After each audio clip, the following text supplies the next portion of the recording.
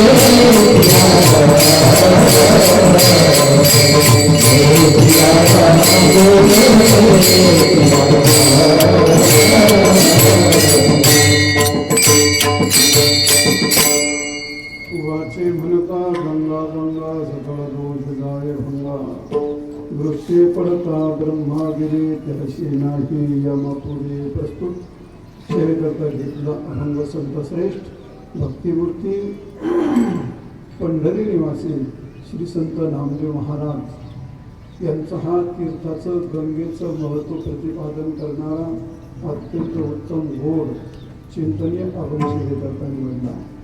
नामदेव महाराजा अभंगामध्ये असं म्हणतात, वाचे म्हणता गंगा गंगा सकळ दोष जाय भंगा.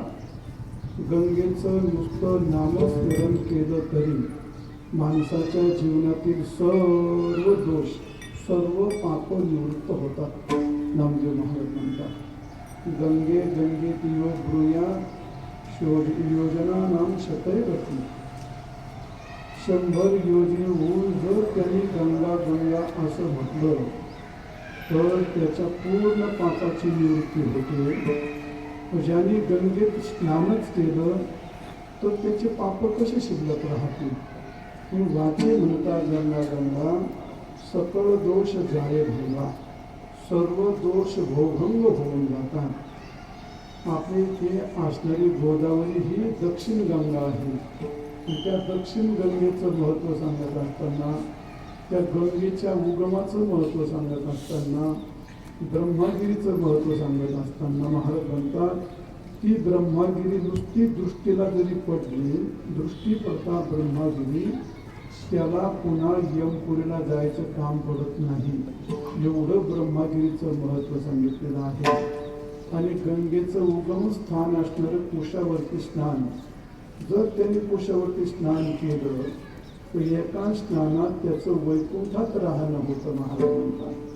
आणि ब्रह्मगिरीची प्रदक्षिणा केली म्हणजे गंगेच्या उगमाची आणि ब्रह्मगिरीची प्रदक्षिणा केली तर त्याला पुन्हा जन्म नाही. त्याची पुण्याची गणना कोण करत नाही. म्हणजे या अभंगात तीर्थाचं आणि क्षेत्राचं दोन्ही महत्व सांगितलं आहे. ब्रह्मगिरी हे क्षेत्र आहे आणि गंगा हे तीर्थ आहे. आणि या तीर्थाचं क्षेत्राचं महत्व प्रतिपादन करणारा असा हा अभंग आहे. त्याचा शब्दशः अर्थाने आपल्यासमोर तुम्हाला सांगितला.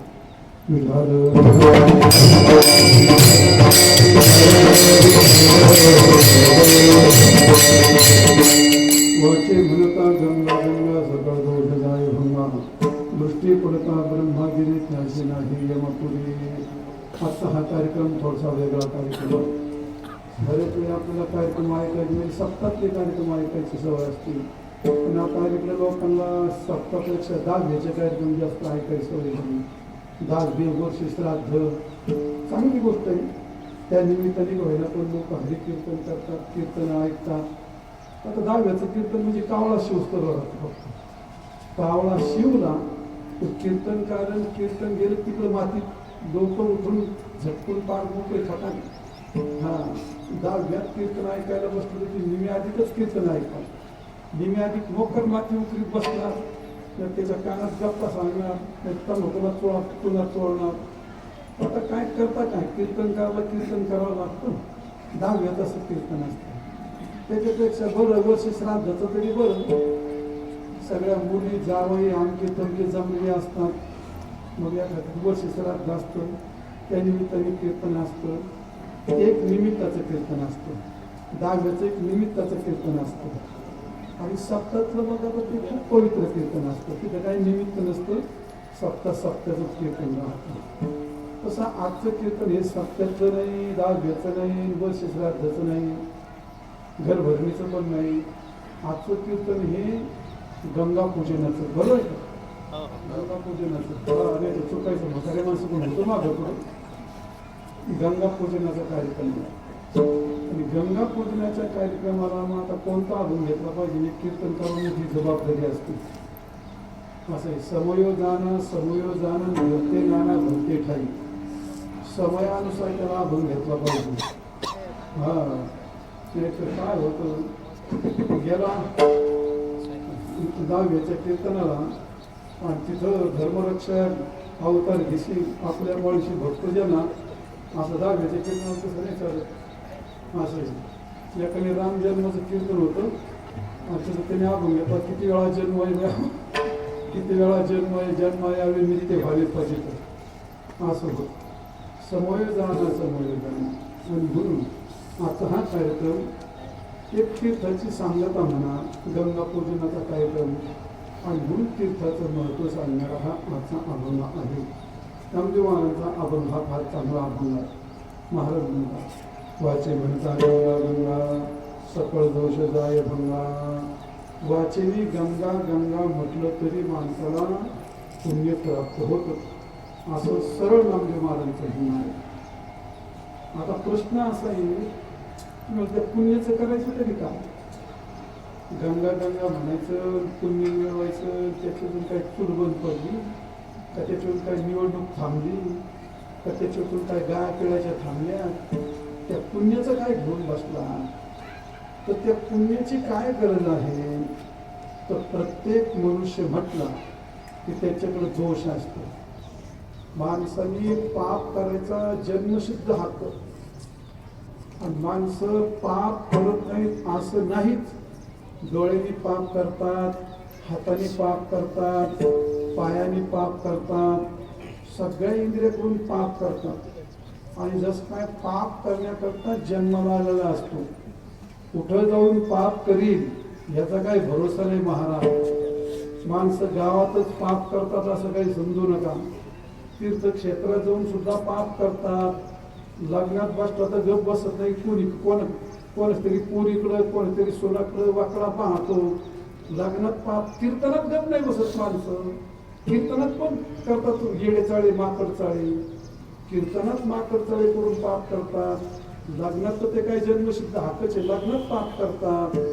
आता रोजच्या कार्यक्रमात काय ती पाप करण्याची गोष्ट जीवाला हा जन्मसिद्ध हक्क असल्यासारखं, आणि पाप करायची कोणाला लाज वाटत नाही, त्याला पाप पाप वाटत नाही. पापाची गोष्ट फार भयंकर असते महाराज. असं आहे, पाप शब्दाचा अर्थ आहे पतनं करोति इति पातकम. माणसाचं पतन हे पाप करत असतं. पातयति ती पातकम आणि पतनं करोति ती पातकम. लोक मोक्कारपणा बायकोला दोष देते, नशिबाला दोष देते, गावच्या सरपंचाला दोष देते, शेजाऱ्याला दोष देते. मूर्खा, तुझ्या पापाकडे बघ. पापाने काय झक मारली तू मागच्या जन्मात की या जन्मात. जेव्हा तुमचं श्रीमंतीतून पतन होतं, एखादं रूपातून पतन होतं, एखादं मानातून पतन होतं. पतन होतात की नाही माणसाचं, होतात की नाही पतन. अरे श्रीमंताचा गरीब भिकारी होतो का नाही. एखादी रूपवान चांगली सुंदर स्त्री असली कुरूप माकडासारखी होती का नाही, होती. चांगला मोठा मान्यतेचा असतो, मोठा मान मिळवणारा असतो, पण गल्लीत त्याला कोणी विचारित नाही. काय झालं, हे पतन झालं. म्हणजे सत्तेचं मानाचं पण पतन होतं, श्रीमंतीचं पण पतन होतं, रूपाचं पण पतन होतं, गुणाचं पण पतन होतं. मग कोण पतन करतं? हे शेजारी करतो, तुमची बायको करते का, गावचा सरपंच करतो? कोण करतो पतन?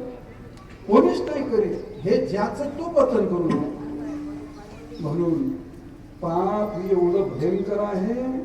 पाप पृथ्वीपेक्षा जड असतं, पाप तलवारीपेक्षा धारदार असतं, पाप अग्नीपेक्षा दाहक असतं, पाप विषापेक्षा मारक असतं. पापा एवढी खतरी गोष्ट या भूतलावरती कोणतीही नाही. माणसं सापाला भितात, वाघाला भितात, सापाला भितात, अधिकारी पोढऱ्याला भितात. नाही कोणाला भिले तर बायकोला. अरे बायकोला भिता का नाही? हा नाही नाही म्हणेच काय ताकद इलेक्ट्रिक खातान घरी गेले होते. बायकोला काय भीतो, सापाला काय भीतो, वाघाला काय भीतो. माणसाने पापाला भ्यावं. जो पापाला भीतो त्याचं कधी पतन होत नाही. जो पापाला भीतो त्याचं कधी पतन होत नाही. माणसं पापाला भीतात का? पापाला भीत नाही. बिनलाजासारखं पाप करतात, जन्मसिद्ध हक्काचा पाप करतात माणसं. पाप तुम्ही म्हणा पाप कुठं दिसतंय, आणि पाप करतो म्हणजे काय करतो? पाप करतो म्हणजे काय करतो? तुकाराम महाराज म्हणतात, पुण्य परोपकार आणि पाप ते परतीडा, आणि अनेक नाही जोडा दुसरा यासी. पाप करण्याच्या गोष्टी आहेत. काही वेळी पाहिली की तिकडे काय पाहता? पाप करायची गोष्ट आहे. पहिली गोष्ट काम, क्रोध, लोभ, दुसऱ्याला त्रास, जेणेकरून दुसऱ्याला परपीडा होईल अशी कृती करणं हे पापाचं जनक आहे. शास्त्र असं म्हणते, निषिद्ध कृतीजन्यम पापम. जी गोष्ट शास्त्राने करू नये म्हणून सांगितली ती केली जाते, त्याला त्यातून पाप असं म्हणतात. म्हणजे विहित क्रियाजन्यम पुण्यम आणि निषिद्ध क्रियाजन्यम पापम. तर निषिद्ध क्रियेतून पाप जन्माला येतं, आणि म्हणून पाप जन्माला येतं ह्या गोष्टीतून येतं. आणि पाप हे माणसाचं पतन करतं. पाप हे माणसाचं पतन करतं, पण पाप हे माणसाला कळत नाही. पाप करत असताना माणसाला अज्ञानात पाप करतो, पाप करायची भीती वाटत नाही, आणि त्याला पापाचं ज्ञानही नसतं. पण एक गोष्ट लक्षात ठेवा, सर्व माणसं इच्छा करतात पुण्याच्या फलाची, आणि करतात काय करतात? पाप. आणि पापाचं फल इच्छित, पापाचं फल इच्छित नाही. पण पुण्यश फलमिच्छन्ति आणि पुण्यश फलमिच्छन्ति पापम कुर्वन्ति मानवा. पुण्याचं फल इच्छा करतात आणि मात्र प्रयत्नाने पाप करतात की नाही? प्रयत्नाने पाप कशा कशातून पाप करता तुम्ही? दुधात पाणी घालणं काय? दुधात पाणी घालणं काय? हिर्याचं दूध करून विकणं काय? चोरी करणं काय? दुसऱ्याच्या बाईकडे वाकड्याने त्यांनी पाहतो काय? लोकांच्या खिशातले पैसे काढतो काय? लोकांचे बाण करीतो भड्या काय? लोकांचे मका कापून आणतो स्पीडवर काय? हे काय? हेच पाप आहे. यालाच पाप असं म्हणतात. आणि हे साधू संतांनी शिकवलंय. हे पाप माणसाला पाप कळतं, पशुला पाप कळतं काय? माणसाला पाप कळतं. आणि म्हणून ज्याला पापाची भीती वाटते त्याला माणूस म्हणतात. ज्याला पापाची भीती वाटत नाही त्याला कुत्र्यासारखा पशु म्हणतात. त्यांना कळतच नाही. पशु काय? पाप पुण्याचा जाणती उत्तम मध्यम भोग भोगिती. आणि काही एक उपजताच मरते. अरे होऊन पाप करतात माणसं. महाराज होऊन पाप करायला आले तर तुमची काय गोष्ट घेऊन बसणार? तुमची काय गोष्ट घेऊन बसणार? महाराज होऊन पाप करतात, ब्राह्मण होऊन पाप करतात, पूजा करून पाप करतात, तीर्थ जाऊन पाप करतात. पाप करण्याची गोष्ट माणसाला पहिलं कशाला घेऊ नये? माणसाने पापाला करू. पाप कळलं पाहिजे माणसाला. आणि म्हणून पाप जर नाही कळलं तर तुमच्या बापाला चुकत नाही. 1 वर्षाने, 6 महिन्याने, 10 वर्षांनी, 5 वर्षांनी असे पतन करू. तुमचं पतन ठरलंय. मग पाप कोणत्या रूपाने पुढे येतंय? पाप कोणत्या रूपाने? पाप काय तुम्हाला काठी घेऊन मारते काय? काय होतंय? चालता चालता बैल मेला, गाय मेली, एखादं जावई गुगुलीचं काही झालं, एखादा मोठा अपमान झाला, एखादा मोठा रोग आला. आपत्ती कोणत्या रूपाने येते? हे पापाचंच कार्यक्रम आहे. अचानक काही प्रसंग भयंकर घडणं हे पापाचं कार्यक्रम आहे. दुःख हे पापाचं जनक, पाप हे दुःखाचं जनक आहे. दुःख जे जे होतं ते पापाने होतं. आणि ज्याने जितकं पाप केलं तितकं त्याला दुःख होतं. मला तुमच्यापर्यंत एवढा संदेश पोहोचायचा होता. तुम्ही ऐका ना कीर्तन. माझ्याकडे नीट बसा, गाडी घालून बसा, गाडी घालून बसा, गाडी घालून बसा. कीर्तनाला बसल्यासारखं बसा, सुपारी फोडायला बसल्यासारखं कोण बसणार? काही कीर्तन ऐकतो असे भावने. तुम्ही बसलातच ना 2 तास, मग भावनेने ऐका, सर्व जीवाचं कान करून ऐका. 2 तास बसलातच ना, मुलगा इथं बसलायच ना, 2 तासाचे कान करून ऐका. का वेळ वाया? पाप आहे ही गोष्ट खरी, ही सगळ्याला मान्य करावं लागतं. आणि त्यातून तुम्ही सुटला तर मी सुटलो असं काही समजायचं कारण नाही. पापातून कोणी सुटत नाही, कोणी माणूस सुटत नाही, बाई सुटत नाही, महाराज सुटत नाही, हे कोणी सुटत नाही पापातून. पाप सगळ्याकडे असतो, सगळेजण पाप करतात. पाप निवृत्त करायचं काय साधन तुमच्याकडे आहे का? तुमच्याकडे काय पाप निवृत्त करायचं साधन? पाप तर घालावं लागेल का नाही? अरे रोग झाला तुम्हाला औषध घ्यावं लागेल का नाही? रोग झाला औषध घ्यावं लागेल का नाही? औषध घ्यावं लागेल. मग कोणाला पाप नाही असं ओळख करता का? मला पाप नाही असं कोणी म्हणतात? मी पापी नाही असं कोणी म्हणू शकतो का? असं कोणी काय म्हणू शकत? मी पापी नाही असं कोणी म्हणू शकत? कोणाला रोगाचं पाप, कोणाला रोगाचं दुःख, कोणाला पापाचं दुःख, कोणाला रोगाचं दुःख, कोणाला कोणतं दुःख नष्ट, कोणतं दुःख तर जन्माचं दुःख, हे सगळं पापाचंच. सर्वांना पाप आहे, सर्व पाप करतात. दुसरा मुद्दा असा आहे, पाप निवृत्त करायचं साधन तुमच्याकडे काही नाही. आहे तुमच्याकडे काही साधन पाप निवृत्त करायचं? काय तुमच्याकडे? 4 गोष्टी आहेत तुमच्याकडे. काय तुमच्याकडं? पाहिलंय तुमच्याकडे पैसा, बरं. दुसरं काय तुमच्याकडे? बायको. तिसरं काय आहे? मुलगा. आणि चौथं काय आहे? सत्ता. 5वा पदार्थ कोणाकडे? सर्वरात. कारण काय तुमच्याकडे? 5वं काय तुमच्याकडे? काय पाहिजे तुमच्याकडे? पहिला काय तुमच्याकडे? जमीन घ्यायची तुम्हाला? पैसा. पैसा. जर दोन पैसे झाले का असं वळगत चालत आहे टाकल्यासारखं असं वळगतच चालत. हा इकडं आणत्या तिकडं आणत्या लाकी गाडी आमचं तुमचं लोकांना धके द्यायचे किंवा लोकांना मुलगी थांबायची. पैशाला उन्मत्त म्हणतात त्याला. पैसा आहे तुमच्याकडे. दुसरी गोष्ट काय आहे, काय बायको महत्वाची शिकलेली मिळाली आणि त्या जरा सुंदर असेल आणि मग काय विचारता महाराज त्या असं चालत आहे त्याला 2 बोटच आकाश राहते. तुम्हाला म्हणत तुम्हाला काय माझं लोकांना कोणी बोलावं. अरे असे बायका केले तर गुरु झाले त्यांनी महाराज गेला सोडून परमात्मा गेला सोडून बायको घेऊन फिरायला विचार आला काय तुम्हाला नवीन बायका खाली घेऊन फिरता बायका काय तुमचं दुसऱ्या तुमच्याकडे हातेरी घे का बायको. तिसरं काय आहे त्याच्या पुढे एक टप्पा गाठा एखादा भाग्यवान पुण्यवान असला तर मुलगा. आता काही माझ्यासारखे करून ते असतात मला धड बायको नाही धडमोड आता बायको पुसले तर पोर दिसतात माग ते गुजरातला जात होते कोणी माणसं तिकडे म्हणे बाया तिकडे ती बायको ती पोटवान हात फिरवला का पोर होते असं म्हणत होते बोल. तुमच्याकडे जात होते का घरी गेले चांगलं झालं. आमच्याकडचे गेले आमच्या गावातल्या बाया गेल्या पुरी हो 9 बाया नाही 9 10 11 ते ट्रॅक्स भरून गेले ते 2 काटते पेले पोर पेले दारू घातली कोण इकडे जे कोणतं पाठ सरदार पाठतच उठून पडले तिकडे तोड असून मेल्या पोर व्हायचे लांबच राहिले तिकडच गेल्या पोर आहे तिकडचं. ती बाई म्हणजे पोटून हात फिरवला का पोर होते कोणला झालेलं मी नाही ऐकलं पण मला वाटलं आपण जाऊ पोटून हात फिरून घेऊ झाला आपण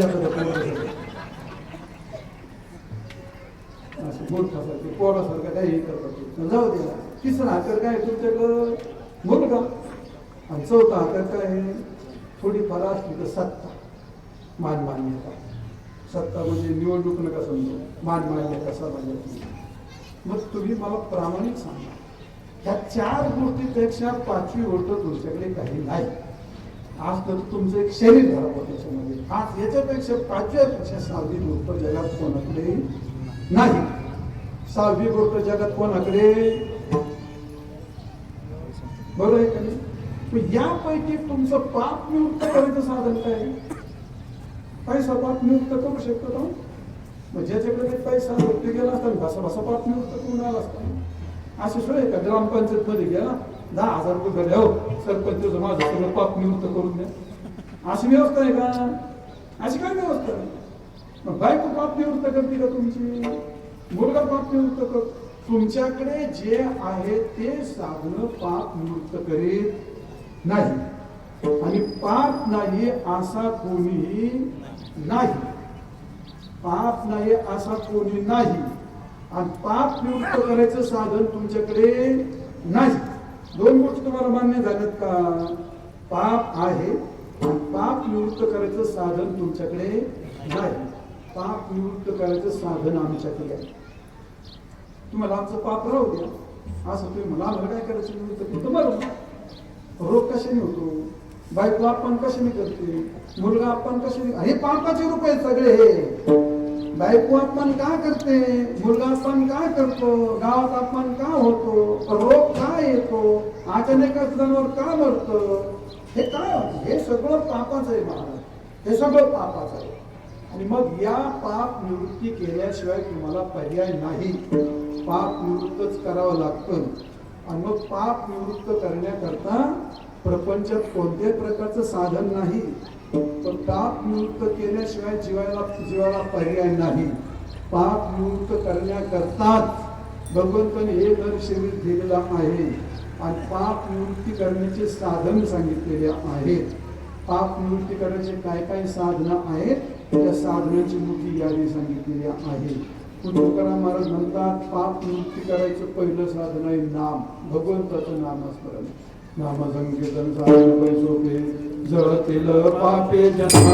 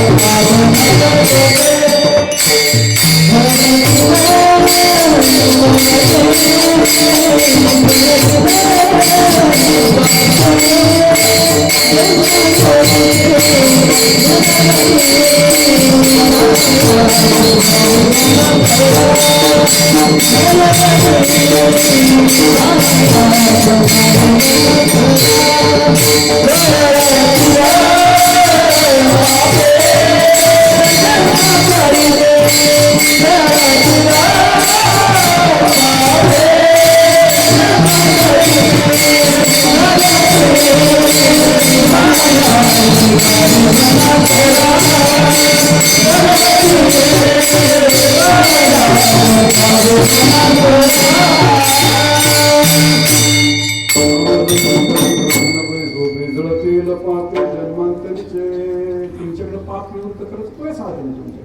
काय नाही साधन. मला दुःख नको आहे, दुःख नको आहे, मी तुम्हाला पाप नको आहे. प्रत्येकाला दुःख कधीच आवडत नाही, दुःख कधीच आवडत नाही कोणाला. आणि दुःख होत असतं पापाने. आणि म्हणून पाप निवृत्त केल्याशिवाय पर्याय नाही. मग ते पाप निवृत्ती करायचं साधन साधू संतांकडे आहे. आणि म्हणून नामदेव महाराज म्हणतात, पाप निवृत्त करायचं असेल त्याच्याकरता संतांचं दर्शन आहे, नामस्मरण आहे, तीर्थयात्रा आहे, गंगा तीर्थ आहे. आणि या सगळ्यांनी पापाची निवृत्ती होते. माणसाला पाप दिसत नाही आणि पाप निवृत्त झालेलं सुद्धा दिसत नाही, त्याला कळत नाही. पण तीर्थात गेला, तीर्थाचं स्नान केलं तर सगळं पाप करत. भगवंताचं नामस्मरण घेतलं, पाप निवृत्त होतं. संतांचं दर्शन घेतलं, पाप निवृत्त होतं. तीर्थक्षेत्रात तुम्ही नुसते गेला, पाप निवृत्त होतं. हे सगळे पाप निवृत्त होण्याचे साधनं परमार्थात आहेत, प्रपंचात नाही. पाप सर्वांना आहे आणि पाप सर्वांना निवर्तनीय आहे. पाप निवृत्त करण्याकरताच नरशरीर आहे आणि ते निवृत्तच करावं लागतं. त्याच्याकरता तीर्थयात्रा करायला लागतात, त्याच्याकरता संत दर्शन घ्यावं लागतं. तुकाराम महाराज म्हणतात, गंगा आली आमावरी आणि संत पावली साजेरी. तेथे करीन आंघोळी बुडे चरण रज धुळी. गंगा आली आम्हावरी आणि संत पावली साजेरी. म्हणजे संतांना गंगेची उपमा दिली. संत दर्शनात पाप निवृत्त होतो. तुका म्हणे, पापे जाती संतांच्या जपे. संतांच्या दर्शनात पाप जातं, नामात पाप जातं. हे पाप निवृत्तीचे साधन आहे. म्हणून पाप निवृत्त करावं लागतं, पापाला घ्यावं लागतं. म्हणून नामदेव महाराज सांगतात, सगळे दोष निवृत्त होण्याचं साधन एक आहे, गंगेचं स्नान. मग गंगेचं स्नान केलं तर काय होतं? कोणतं पाप जातं? कोणतं पाप जातं? 3 प्रकारचे पाप राहतात. एक त्याला म्हणतात पाप, एक असतं उपपाप आणि एक असतं महापाप. किती प्रकार सांगितले? 3 प्रकार. उपपाप, पाप, उपपाप, महापाप. हे पाप निवृत्ती करण्याचे साधन सांगितले. पाप कशाला म्हणतात?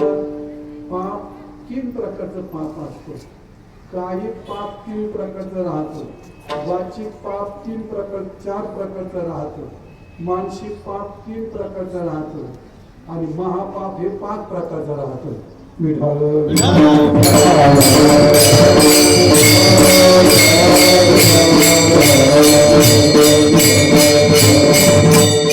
काही पाप शरीराने पाप करतो मनुष्य, वाणीने पाप करतो आणि मनाने पाप करतो. आणि ह्या 3 पापाची निवृत्ती करण्याकरता आजचा अभंग आहे. त्यांनी तुकाराम नामदेव महाराज म्हणतात, ह्या 3 पापाची निवृत्ती होते. काही पाप कोणतं असतं? शास्त्र असं म्हणते, अदत्तानाम उपादानम हिंसा, अदत्तानाम उपादानम हिंसाचैव अविधानतः परदारापसेवेच ऐकं त्रिविधं श्रुतं. 3 प्रकारचे पाप असे असतात. अदत्तानाम उपादानम, कधीही कोणाचं हे बरोबर पाहायला, कधीही कोणाचं विचारल्याशिवाय गवताची काडी पण घ्यायची नाही. विचारल्याशिवाय गवताची काडी पण कधी कोणाची घ्यायची नाही. घ्यायची तर विचारून घ्यायची. तुम्हाला उदाहरण सांग, 2 सख्खे भाऊ होते, दोन्ही माझ्यासारखे संन्यासी होते. दोघांचे आश्रम होते. आणि फार अंतरावर नव्हते, जवळजवळ आश्रम होते. त्यांचे नाव मला आठवणार त्यांचे. त्या आश्रम होते. एक भाऊ मग दुखरीला गेला आणि एक भाऊ आश्रमात होता त्याच्या. मग त्याला खूप भूक लागली. तो भाऊ ह्या भावाच्या आश्रमात आला. पूर्वीच्या काळातले आश्रम नदीच्या काठावरती. याने तिथं पाहिलं आणि त्याच्या भावाच्या आश्रमात पेरूची झाड होती. आपल्याला त्याला जाम पण म्हणतात, पेरू पण म्हणतात. खूप पेरू मोठे होते, चांगली पिकली होती. पण भूक लागली. तिने भुकीच्या भरात 2-3 पेरू तोडले आणि खाल्ले. आणि खाल्ल्यानंतर त्याला भयंकर वाईट वाटलं. आपण आपल्या भावाला काही विचारलं आणि आपण तो पेरू खाल्ले. भाऊ मग दुसरी घेऊन आला. मग हा मोठे रडायला लागला. आता ना काय झालं, काय रडतोस तू? तो नकाने मेले मोठं पाप केलं. तुला न विचारतो की 2-3 पेरू तोडून खाल्ले. खाल्ले तर काय बिघडलं? तो माझा तर भाऊच आहेस तू. आणि एवढं झाडगच भरले, 3 पेरू खाल्ले, 4 पेरू खाल्ले, त्याने काय फरक पडतो? बरे खाल्ले. किंवा नाही मी तुला विचारलं नव्हतं, पण नाही विचारलं म्हणला. पण आता मी तुला काही म्हणत नाही म्हणला. ह्या हाताने पाप केलं, तुम्हाला शिक्षा कर. मी तुला विचार, मला पाप लागलं. शास्त्र म्हणते ना, अदत्तानाम उपादानम, विचारल्या वाचून जर कोणाचं काही घेतलं तर पाप लागतं. मी तुला विचारलं नाही, मला पाप लागलं. ह्या हाताला पाप लागलं, तू मला काहीतरी शिक्षा कर. तू म्हणला तू माझ्या लहान भाऊ आहेस, मी तुला शिक्षा करणार नाही. तर ठीक आहे म्हणलं, तू नको करू, मी शिक्षा करून देतो. त्यांनी तलवार घेतली, अशी उभी तोड करून ठेवली आणि आपले दोन्ही हात त्याच्यावरती मारले आणि दोन्ही हात तोडून घेतले. मला पुढे कथा नाही सांगायची. काय केलं त्यांनी? वदत्तानाम उपादानम. त्यांनी सख्खा भाऊ असताना सुद्धा मी तुला विचारलं नाही. मग आता हे उदाहरण बोलू काय? मला वाटतं या उदाहरणात भरपूर तुम्हाला कळालं. कोणाला काही न विचारता तुम्ही घेतलं त्याला कायिक पाप म्हणतात. त्याला काय म्हणतात? कायिक पाप. नाही तर शेजारी दार असते, आता अलीकडे प्रत्येक त्या घासणीला 10-15 रुपये द्यावे लागतात आणि लवकर आठवड्याला खराब होती. मग ती बाहेर घासणी विसरली का, तिकडे हात पसरून त्याला घेतली, घासणी घातली का ठेवली. काय करते तू? हे मन असं दिलिंदर असतं, हे करायला होतं. हे मन असं करायला होतं. पलीकडच्या बांधाचं गवत कापायलाच नव्हतं मन. असं हे काय काय काय करतो या मना. मला तुम्हाला एवढा संदेश द्यायचा आहे, कोणाची विचारल्याशिवाय वाळलेली गवताची काडी पण घ्यायची नाही.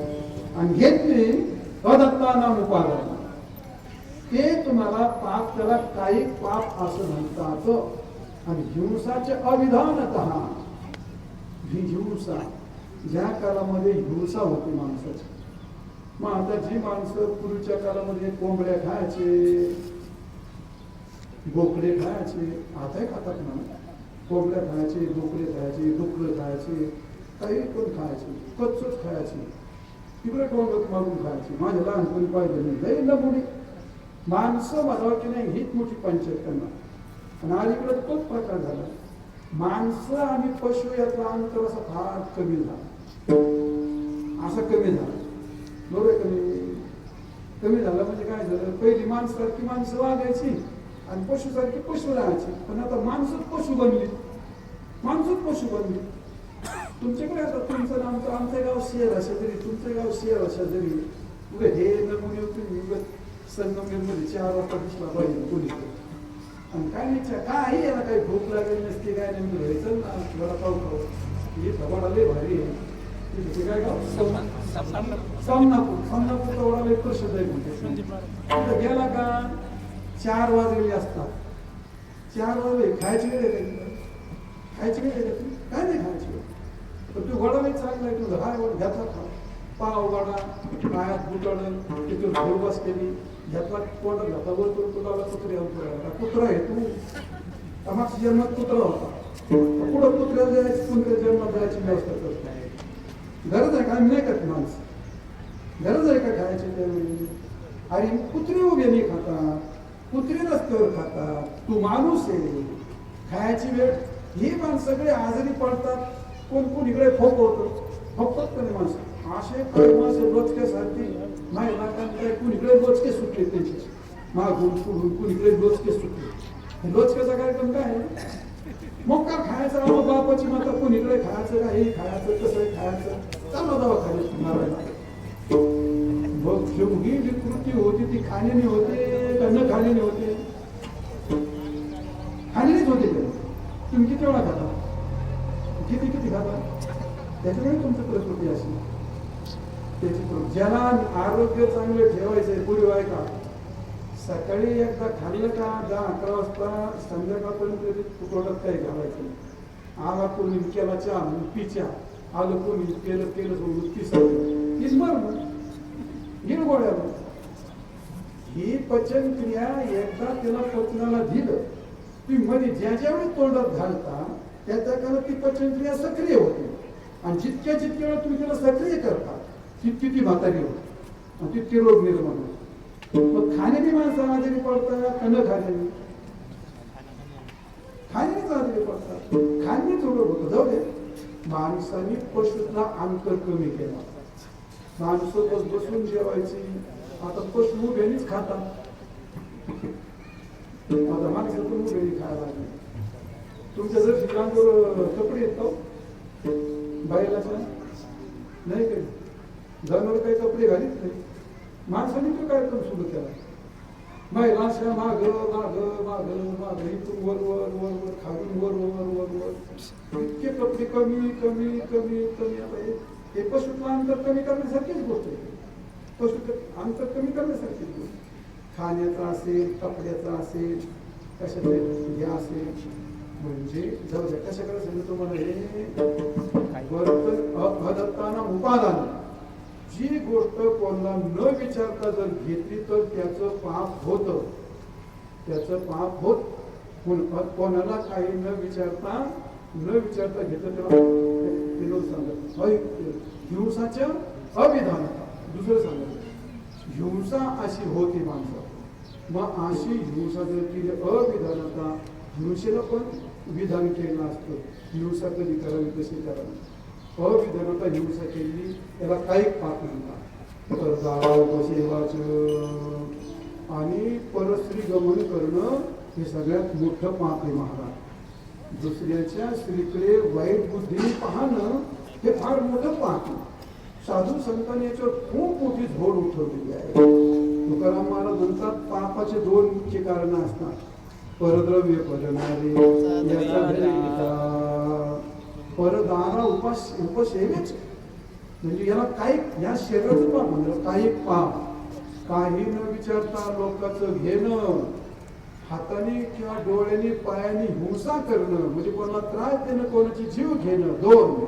आणि तिसरी गोष्ट परदारा उपसेवाच, परस्त्री गमन करणं हे सगळ्यात मोठं पाप सांगितलेलं आहे. तुकाराम महाराज म्हणतात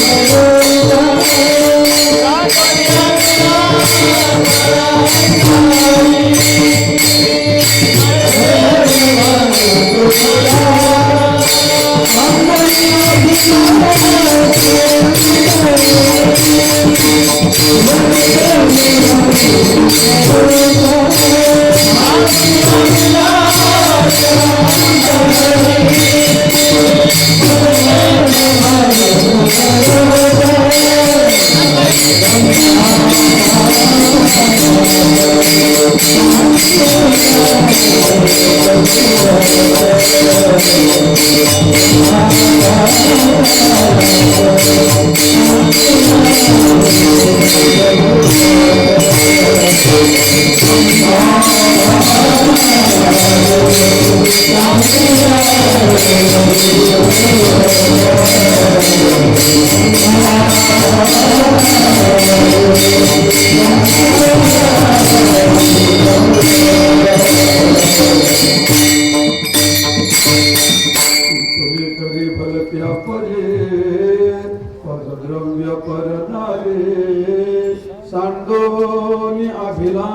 पापांश अंतरे वर्ते व्यवहारे सुखरो. माझा विषय संपला. वर पहा, 3 पाप आहे. कोणाचं न विचारता काही घेणं हे शरीरातलं पहिलं पाप आहे. कोणाची हिंसा करणं शरीराचं हे दुसरं पाप आहे. आणि परस्त्री गमन करणं, परपुरुष गमन करणं हे शरीराचं तिसरं पाप आहे. आणि हे पाप निवृत्त करण्याकरता तुमच्याकडे आमच्याकडे कोणतं साधन आहे. आणि हे पाप कधी निवृत्त करणार ना? या जन्मात केलेली पाप पशु जरी झाला तर त्याला ते फेडावे लागतात, आणि माणूस जरी झाला तर ते फेडावे लागतात. आणि म्हणून हे कर्तच आहे, हे ऋणच आहे. त्याच्याकरता पाप हे फेडावंच लागतं, हे निवृत्तच करावं लागतं. आणि त्याच्याकरता तुम्हाला तीर्थयात्रेला गेलं पाहिजे. त्याच्याकरता तीर्थयात्रा आहे, त्याच्याकरता भजन कीर्तन आहे. म्हणून नामदेव महाराज म्हणतात, तुमचं शरीराचं 3 प्रकारचं पाप घालवण्याचं सामर्थ्य तुमच्याकडे नाही. तुमचा पत्नी, काय पुत्र, पत्नी, द्रव्य, तुमची शक्ती, तुमची सत्ता, तुमच्या प्रपंचात तुमच्याकडे पाप घालवायचं साधन नाही. तरी पाप वाढते, दोष वाढतोय त्यांनी. आणि म्हणून गंगेचं स्नान, तीर्थाचं स्नान, तीर्थयात्राचं स्नान हे मात्र सगळे दोष घालवत नामदेव महाराज म्हणतात. वाचे म्हणता गंगा गंगा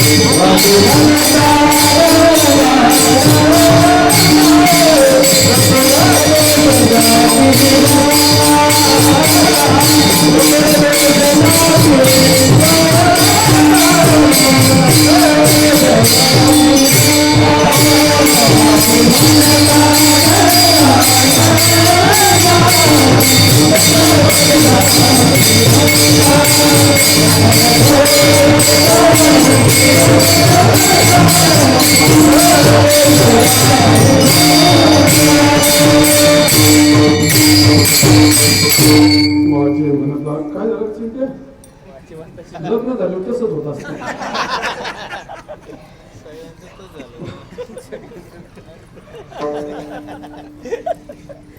लग्न झालं तसंच लाईने जाते. वाचे म्हणता गंगा गंगा सकळ दोष पोरं तिथं वाचे म्हणता गंगा गंगा सकळ दोष काय सकळ सकळ तर काय सकळ. मग तुम्हाला तुम्ही 3 पाप सांगितले. 3 पापाची निवृत्ती तीर्थात नसते. तीर्थ तरती अनेन तीर्थम, हे पापातून तारतं त्याला तीर्थ असं म्हणतात.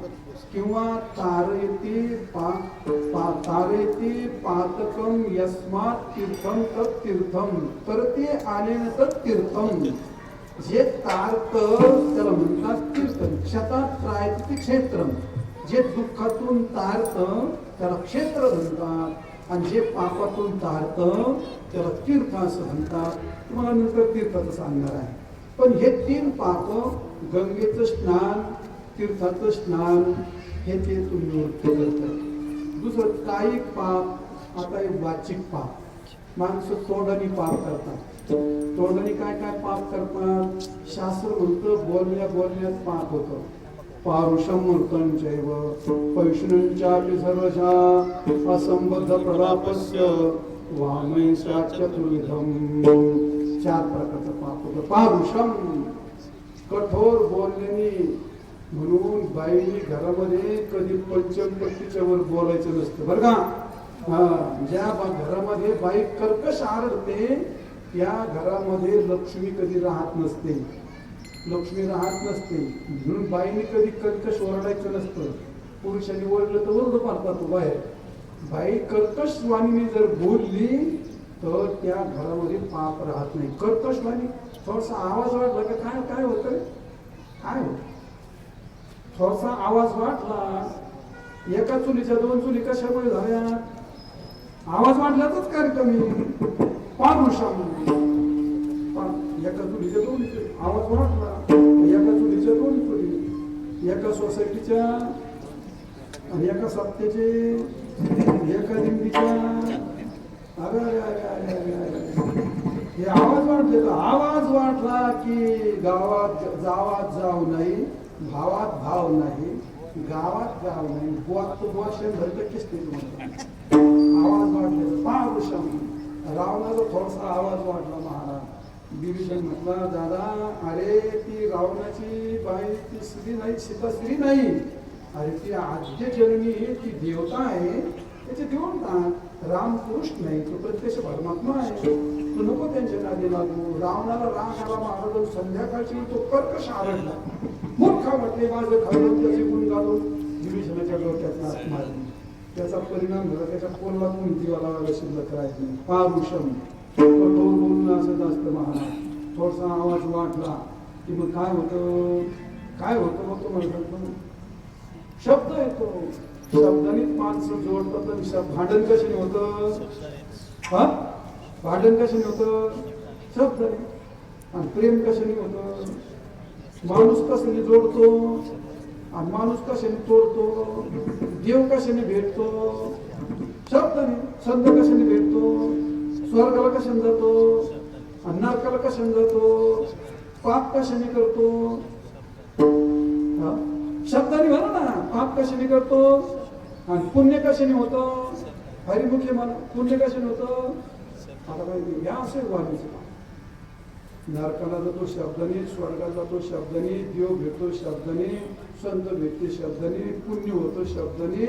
यथा वाचया कलहो धोती तथा वाचया अनुरागो तूज होती. भांडण सुद्धा शब्दानेच होतो आणि प्रेम सुद्धा शब्दानेच होतं. म्हणून शब्द फार जपून वापरावा लागतो. शब्द ही गोष्ट फार महत्वाची असते. म्हणून असं पारुषम म्हणजे कठोर बोलू नये, कठोर बोलू नये. असं कठोर जर बोललं तर त्या बोलण्याचे फार फार परिणाम भोगायला लागतात. असा प्रकार मी लांब नाही जायचं, वेळ तुम्हाला सांगेल. पारुषम अमृतम. खोटे कधी बोलू नये.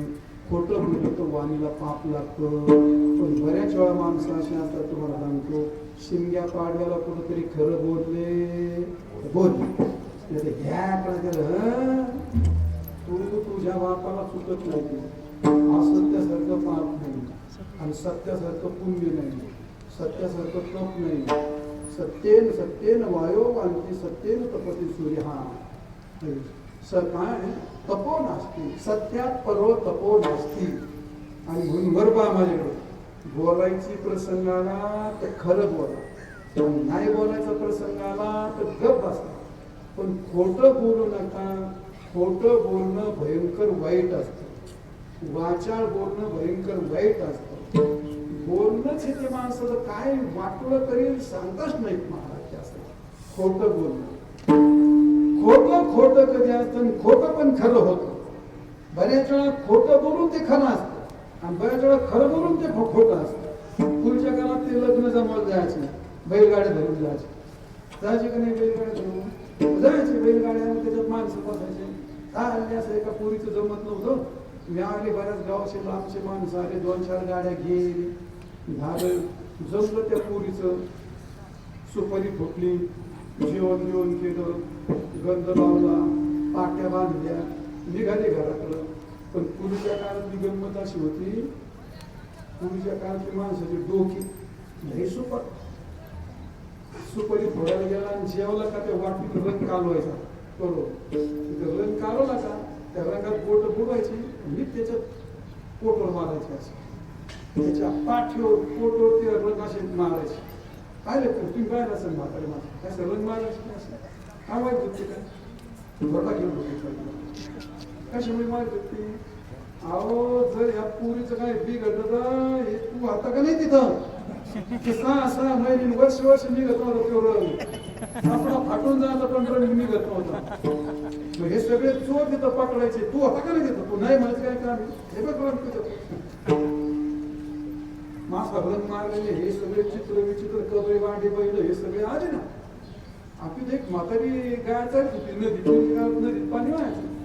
मग त्यांना पाणी बैल पाणी पाजावं, आपलं जेवण बैल पाणी पाजावं, पाणी पिऊन निघावं पुन्हा.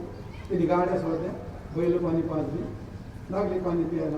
तिथे एक म्हातारी होती थिरली त्याची बातमी तुम्ही कोण येत रे तुम्ही आम्ही आमच्या गावचे पुढे गेले होते गेलो होतो तुमच्या गावात बरं काय होतं रे काय नाही ती आमच्या मुलीची सुरपरी फुटली मग आता जेवण झालं पोळ्याची पाठी जमलं का त्या पोळीचं हा जमलं बरं झालं बाया दिवसात खितपत पडलं होतं कशाचं कोण करतंय तिला बिघडले ना लोक बिघडले ना ती खरंच पोरगी नालायक होती पण मग आता तिने काय म्हणायला पाहिजे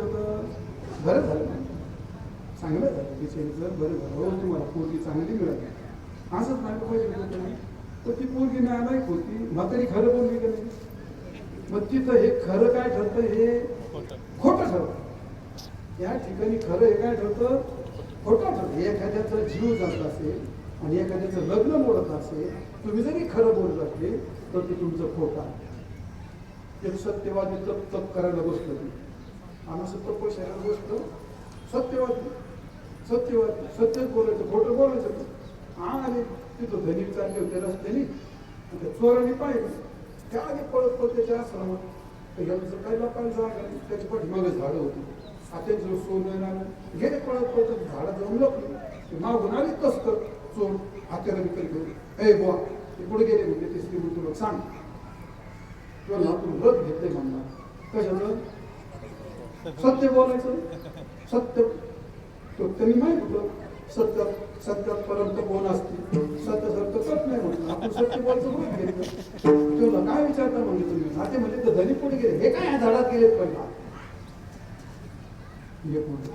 गेले त्यांनी पकडले चौघाची मूर्ती पाडले सगळं घर घेऊन गेले तो खरं बोलला का खोटं बोलला का हा त्याचं खरं हे खरं ठरलं का खरं पण खोटं ठरलं खरं असं खरं एखाद्याचा जीव जात एखाद्याचा विध्वंस होत असला तिथं तुम्ही जरूर खोटं बोलले तरी शास्त्र तुम्हाला दोष देत नाही ते तुमचं ते खरं ठरतं अरे तुम्ही मला महाराज म्हणजे खोटं बोलू तरी खरं ठरत म्हणजे व्रतकृत कोणी खोटं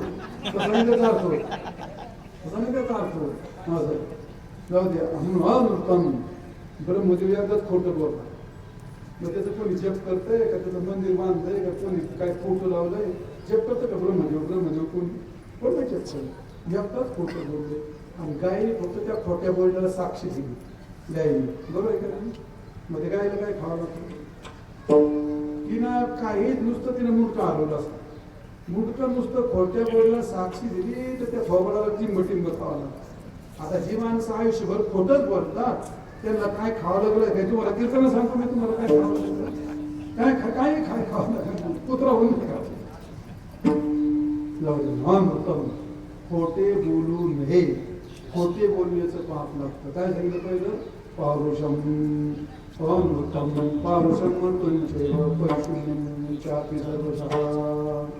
पैशून्यम म्हणजे साधी चुलीचं पैशून्यम चापी सर्व पारुषम पैशून्यम सर्व पैशून्य म्हणजे साधी चुलीचं बोलू नये कोणाची निंदा करू नये बहुतेक असं होत इति निंदकापाशी आशेष पाते आणि निंदा करणं माणसं एवढी चवी निंदा करतात राम राम राम राम राम काम धाम का येतो आला का जो काय चाललंय कोण बसणं काय नाही काढता बघतो काढली काम बघतो त्याचं काढ मिळली वडली मिळली झालं सोडून चोर माहिती का नाही हो गणपतरावच्या पोलीस काय झालं तुला काय करायचं भाई तिच्या पोलीस काय तुला त्यांचं काय करायचं आणि हे चार माणसं एकत्र बसतात तेव्हा ते काय हरिपाठ करतात काय जेव्हा धर्माच्या गप्पा मारतात काय करतात ते एकत्र बसले होते स्वभाव आहे तो जेव्हा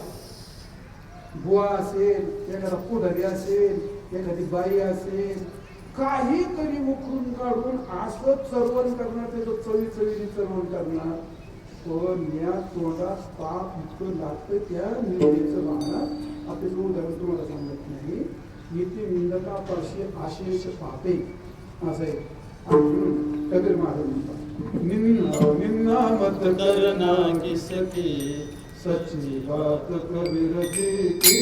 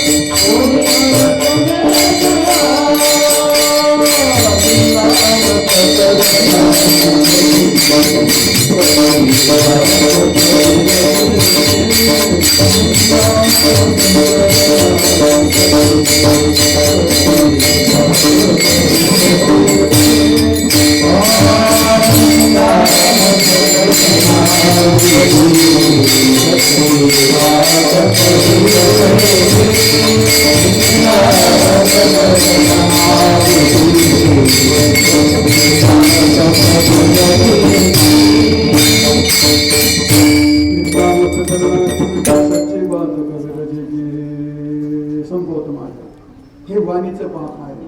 कोणतं कठोर बोलणं, खोटं बोलणं, निंदा चाळीचं बोलणं, आणि चौथा मुद्दा आहे असंबद्ध बोलणं, निरर्थक बोलणं. काही माणसाला एवढं निरर्थक बोलायचं असं बडबड बडबड बडबड बडबड बडबड असं निरर्थक बोलतो. बऱ्याच वेळा असं होतं निरर्थक. कुत्र्याला हाड म्हटलं, नुसतं कुत्र्याला हाड म्हटलं तरी वाणीचं पाप जास्त. मी लग्न बंद केली 10 वर्ष होऊन जायचं. तिथं जाऊन बेताड असतो. त्यांच्या पवित्र कुशीचं नाम केलं, सुटमोड पुत्र होऊन माती होऊन या माती हे वाणीचं तप जात आहे. पवित्र कुशी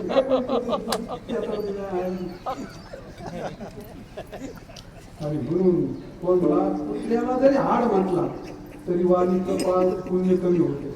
एखाद्याला शिवाय गेलो काय होते मला कमी शेवतो असे नासंबद्ध निरर्थक बोलतात तुम्ही. ज्ञानेश्वर महाराज त्यांचं तरी ऐकतात. ज्ञानेश्वर महाराज म्हणतात आनंद वाचा बरती बर त्या कशी दयाळ पाळी आहे. निरर्थक बोलतात की नाही आता माहित नाही, पण पहिले आमच्या लहानपणी संध्याकाळी ते जनावर गाया बिया बांधल्या का आणि बांधल्या का मग ते सगळे असे चौकात जमायचे. आणि चौकात जमले ते हरिपाठ होती का मी त्यातलंच लहानपणचा तो. पण मी ते मोठ्या पोरांचं पाहिलं मला एवढं. आता तिथे जमल्यावर ते काय माहिती काय ते काय काय बोलत होते ते तुझ्या आईला माझ्या आईला आमच्या तमक्या तिने बायको मारली गेली हाणली आमचं तमकं हे सगळे काही अर्थ नाही. आणि ह्या 2 बाया एकत्र बसल्यावरती ते काय भागवताची श्लोक म्हणतात काय म्हणतात इतकं काही घेणं नाही देणं नाही. कबशी तुझी कबशी आहे का माझी पोटी फुटू दे तुझी का काय तुला काही नवी घे पण त्याच्यावर एवढं पाहिलं बसणार. हर्षित पुस्तकाला सांगणार भांडी घातल्याला सांगणार. निरर्थक असंबद्ध. असंबद्ध म्हणजे कोणत्याच प्रकार त्याला अर्थ नसतो असं बोलणं असतं महाराज निरर्थक. आणि म्हणून माणसाने कामापुरतं बोलावं. ज्ञानेश्वर महाराजांनी फार गोड लिहिली. ज्ञानेश्वर महाराज म्हणतात वर पहा माझ्याकडे भाऊ म्हणतात तैसे साचारी मिथल्या शब्द जसे कलोळ अमृताचे. अरे माणसाकरता लिहिले भले माणसा हे आपल्याकरता लिहिले. हे आपण नाही वापरायचं तर कोणी वापरायचं. आपण नाही अंमलात आणायचं तर कोणी अंमलात आणायचं. हे माणसाचं. अरे पहिली गोष्ट समाजामध्ये वाचावं ही संकल्पना जुळलेली आहे. कीर्तन ऐकावं ही संकल्पना जुळलेली नाही अजून. लोक शैनी म्हणून कीर्तन ऐकतात, टाइमपास म्हणून कीर्तन ऐकतात. गरज म्हणून ऐकत का लोक? गरज म्हणून ऐकत मग ऐकावं लागतं कीर्तन. हे गरज म्हणून ऐकत नाही, गरज म्हणून वाचित नाही. वाचण्याची पण संकल्पना समाजात नाही. आणि म्हणून ज्ञानेश्वर महाराज म्हणतात तैसे साच आणि मवाळ मिथल्या आणि रसाळ शब्द जैसे कल्लोळ अमृताचे. साच खरं बोलावं, मवाळ खूप मृदू बोलावं आणि साच मवाळ मिथले कामापुरतं बोलावं. कामापुरते काय असे बोलत माणसं असे बडबड बडबड बडबड बडबड खरं बोलतो गोड बोलतो पण कामापुरतं बोलत नाही महाराज असं आहे. तैसे साच आणि मोळ विद्या आणि रसा खरं बोलून मुलीचा कायदा असा आहे. म्हणून असं म्हटलंय सत्यम ब्रूयात प्रियम ब्रूयात न ब्रूयात सत्यम प्रियम प्रियचनान ब्रूयात देश धर्म सनातन. अरे खरं बोला आणि खरं बोला आणि गोड बोला. नुसतं खरंच बोलून चालत नाही, गोड बोला.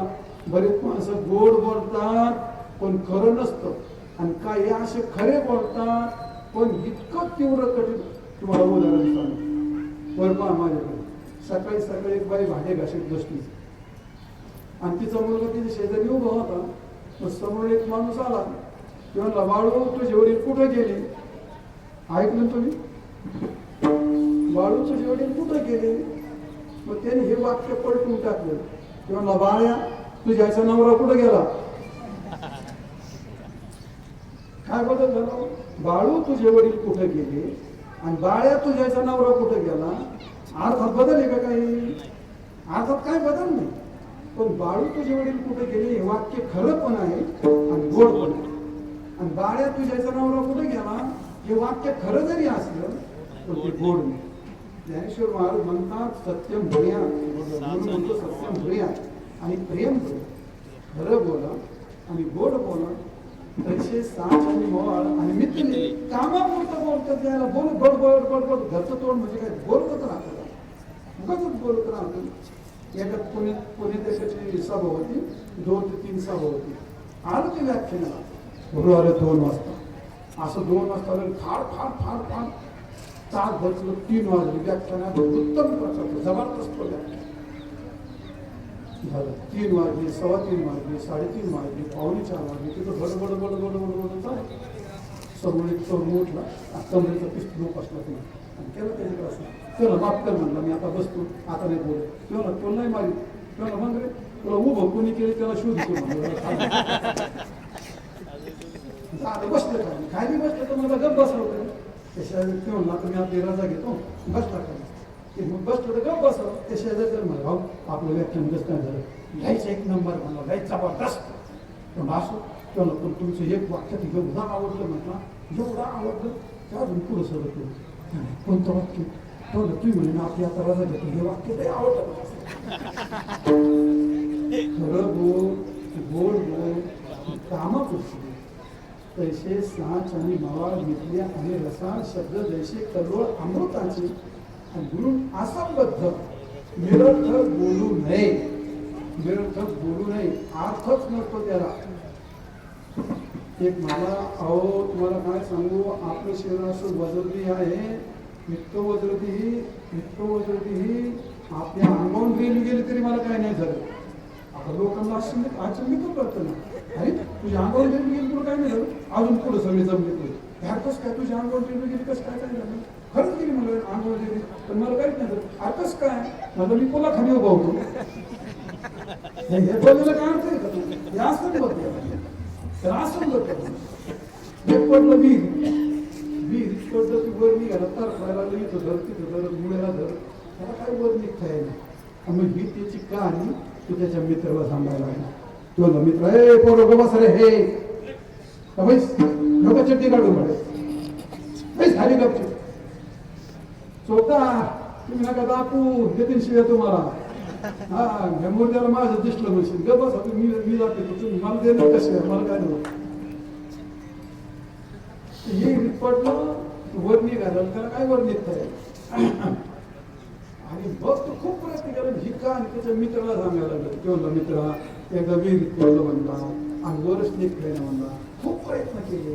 मग शेवटी घरी आलो म्हणला. एक दोर घेतला झाडाच्या बुडाला बांधला दोर खाली सोडला आणि मग तिनं मी कुठतरी वर आलो. ते पण ऐकताय तुम्ही त्याला काय म्हणतात हे असंबद्ध म्हणजे स्मृतूवर निघतंय ना स्मृतूवर बांधला आणि खाली सोडला वर आलं या संबंध काय बोलतो हे पाप असतं तुम्ही संबोधन पारुषम अनुत्तम चैव पैशुनींच्या सर्वशा असंबद्ध कलापश्य वांगुष्या चतुर्विधम. 4 प्रकारचं वाईला पाप लागतं. आणि हे पाप निवृत्त करण्याकरता आपल्याकडे दुसरं तिसरं काही नाही. गंगेचा जप करा, गंगे स्नान करा, तीर्थयात्रा करा. तुम्ही नामदेव महाराज म्हणतात वाचे म्हणता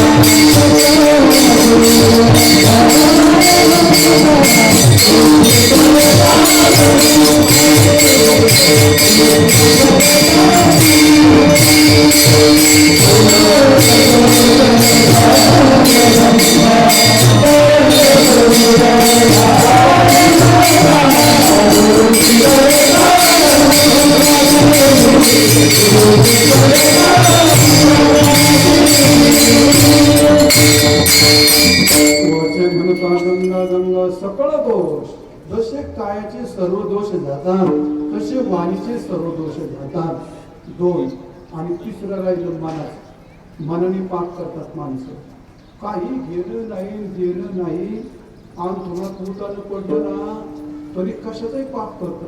मनाने सगळीकडे जातो माणूस. मनाने कोणाचे पैसे घेतो, मनाने कोणाची जमीन जातो, मनाने आधी पुढचा नाही सांगत, सगळं मनाने करून बसतो. आणि मग याला म्हणतात मानसिक पाप. मानसिक पापाने माणसं खूप आजारी होतात, फार मोठमोठे रोग होतात, आरोग्य बिघडतं. हे मानसिक पापाने बिघडतं. आणि मानसिक पाप काय असतं? 3 प्रकारचं असतं. शास्त्र असं म्हणतंय परद्रव्य विधानम मनसा निष्ठचिंतनम वितथा अभिनिवेश मानसम त्रिविधम कृतम. 3 प्रकारचं पाप असतं मानाचं, बरं का. परद्रव्यशाभिधानम, दुसऱ्याचं द्रव्य कसं हडप करावं याच्याकरता प्लॅन तयार करणं, याच्याकरता नियोजन करणं. परद्रव्यशाभिधानम, त्याचं ध्यान करायचं. मनसा निष्ठचिंतन, रात्रंदिवस कसं कोणाचं दुसऱ्याचं घेता येईल, दुसऱ्याची बायको, दुसऱ्याचा पैसा, दुसऱ्याचं काय तुम्हाला जे लुबडता येईल ते लुबडण्याचं मनात चिंतन करणं, याला मानसिक पाप असं म्हणतात. हे सावध व्हावं लागतं. हे मनाला हे कळत नाही म्हणून करतात ना, मग कळायला करू नये. मनाने पाप करतो का नाही मनुष्य? मनसानिष्ठ चिंतन वितथा अभिनिवेश, आणि त्याचा अभिनिवेश म्हणजे प्रत्यक्ष वापर करणं. असं 3 प्रकारचं मनाचं पाप असतं. आणि मनाचं पाप निवृत्त करण्याकरता सुद्धा तुमच्याकडे कोणतं साधन नाही. त्याकरता नामदेव महाराज म्हणतात मग तुमचं कायिक पाप असेल, वाचिक पाप असेल आणि मानसिक पाप असेल, सगळे 3 आणि 3 6 आणि 6 10 पाप निवृत्त करण्याकरता नामदेव महाराजांनी साधन सांगितलं. वाचे म्हणता गंगा गंगा सकळ दोष जाय तुला. आता शेवटचं मोठं पाप सांगायचं, त्याला महापाप असं म्हणतात. महापाप कोणतं असतं? ब्रह्महत्या सुरापान तेयं गुणगणागमः महांती पातकान्याहूत संसर्गश्चापि तैस्सह. त्याला म्हणतात हे महापाप असतं. काय म्हणजे ठेवून ऐका, ऐकायचं म्हणून ऐकू नका. आज स्वयंपाक व्हायला उशीर आहे, वर पहा माझ्याकडे. महापाप ब्रह्महत्या, ब्राह्मणाची हत्या करणं म्हणजे साधू संन्यासी. ब्राह्मण म्हणजे ब्राह्मण शब्द वाच्य नाव, वाच्यार्थ नाही. साधू सज्जन कोणी भक्त, ब्रह्महत्या महापाप असतं. सुरापान, दारू पिणे हे महापाप असतं. ब्रह्महत्या सुरापान स्तेयम, कोणाचं सोनं चोरणं हे महापाप असतं. आणि गुरुंगनागमः, आपल्या गुरुच्या पत्नीशी सहगमन करणं म्हणजे याला म्हणतात गुरुपत्नीशी गमन करणं हे महापाप असतं. किती झाले? परत ऐका, ब्रह्महत्या करणं, सुरापान दारू पिणं, तिसरं सोनं चोरणं, आणि चौथं गुरुमाता गमन करणं. 4 पाप. आणि 5वं कोणतं आहे? मग ह्या चौघाचा सहवास करणारा त्याला तितकंच पाप राहत. महांती पातक न्याऊ संसर्गाची तैस्त. हे 4 पातक करणाऱ्या माणसाचं एक पातक करणार. तुम्ही दारू पिढ्या संगतीत नाही राहत ना, ती आता संगतीत ना तुझ्या बापाला तुटत नाही, पुन्हा ते पाप लागणार, पुन्हा ते शास्त्र खोटं होईल. हे काय शास्त्र आहे? हे शास्त्र असं म्हणते संसर्ग स्थापित असं. एखादा ब्रह्महत्यारी असतो, ब्रह्महत्येचं पाप हे फार भयंकर असतं. गोहत्या, ब्रह्महत्या, तुम्हाला सगळ्यांचे प्रायश्चित्त सांगितले, एवढे प्रायश्चित्त सांगायला मला नाही मिळत. आणि म्हणून ब्रह्महत्या जर कोणी केली वर पहा, तर त्याला ब्राह्मणाची टोकी घ्यायची, एक काठीत अडकायची आणि उत्तर दिशेला चालायचं मर्यादेपर्यंत. कोण अन्न मागायचं नाही, कोण पाणी मागायचं नाही, चालतच राहायचं. जर कोणी काही दिलं तर खायचं, नाही दिलं तर चालतच राहायचं. लोकांनी दगड मारले त्याच्यात, मग ते ब्रह्महत्येचं पाप कमी होतं. इतकं ब्रह्महत्येचं पाप कठीण असतं, गोहत्येचं ब्रह्महत्येचं पाप. हो, संत म्हणतात अरे तीर्थात गेला तर ब्रह्महत्या नामस्मरण केलं, ब्रह्महत्येचं पाप कमी होतं आणि ताकद त्याच्यामध्ये असते. असं ब्रह्महत्या, सुरापान याचे सगळे प्रायश्चित्त आहेत. त्यांना तुम्हाला तो प्रायश्चित्त सांगतो, सगळा वेळ गेला माझा. आणि म्हणून ब्रह्महत्या, सुरापानम, स्तेयम, गुणम, गणागमहा असे जे महापातक असतात, या सर्व पातकाची निवृत्ती हे तीर्थस्नानाने होत असते. म्हणून वाची म्हणता गंगा गंगा आणि सकळ दोष जाय. आता तुमच्यावर एक मोठा प्रश्न आला. कोणता? महाराज एखादी सासूला सिंबाई असेल, महाराज तुमचं कीर्तन नाही चांगलं ऐकलं, पण आता नवरा तीर्थात जाऊ देत नाही, आणि सासू कसली, आता तुम्ही काय म्हणतात ते सासूला, आता काय पूर्वीचे शब्द आहेत ते नको तुम्हाला सांगायला. लय वाईट खट्याळ सासू आणि असा ह्यो नवरा सासरा.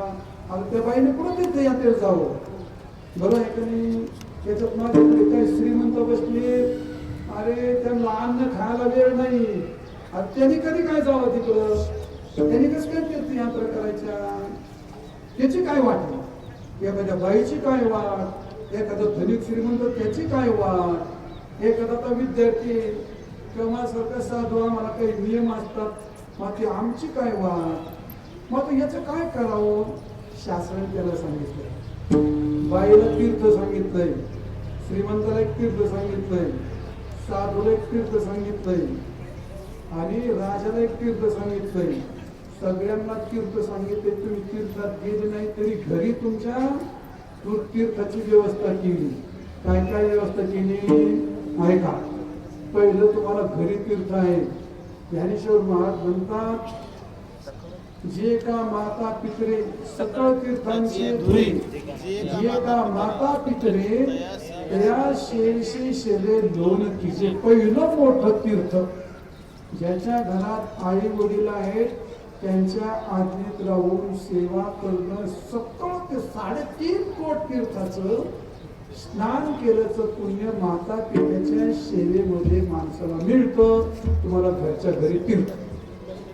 आता पुढे आहे विद्यातीर्थे. विद्यातीर्थे जगती विबुधा साधवा सत्यतीर्थे. गंगा तीर्थे मलिन मनसो योगिनो ध्यान तीर्थे. धारा तीर्थे धर्मपतया दान तीर्थे धनाढ्या. लज्जा तीर्थे पुनर्वतया पातकं चालयन्ति.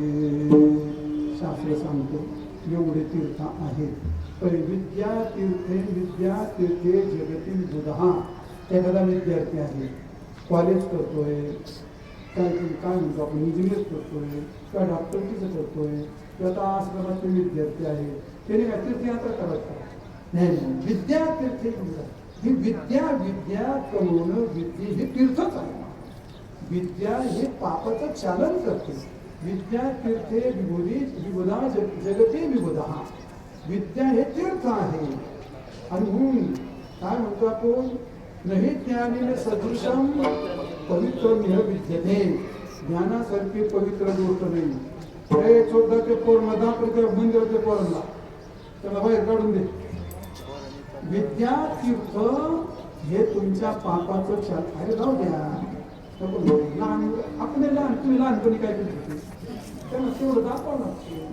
त्यांना नाही येऊ दिलं तर मग आमच्या कीर्तनाला कोणी करावं लागतं.